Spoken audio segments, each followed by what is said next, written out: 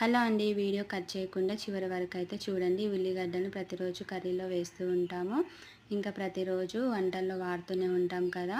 ఉల్లిగడ్డల పైన కూరగాయల పైన నల్లటి మచ్చలు అయితే చూస్తూనే ఉంటాం. ఈ నల్లటి మచ్చలను బ్లాక్ ఫంగస్ అయితే అంటారండి. బ్లాక్ ఫంగస్ వల్ల హెల్త్ ప్రాబ్లమ్స్ వస్తూ ఉంటాయి. చాలామంది శుభ్రం చేయకుండానే వంటల్లో యూజ్ చేస్తూ ఉంటారు. ఇలాంటివి యూజ్ చేసినప్పుడు తలనొప్పి, నీరసం, వామిటింగ్స్, వికారంగా ఉండడం లాంటివి జరుగుతూ ఉంటాయి.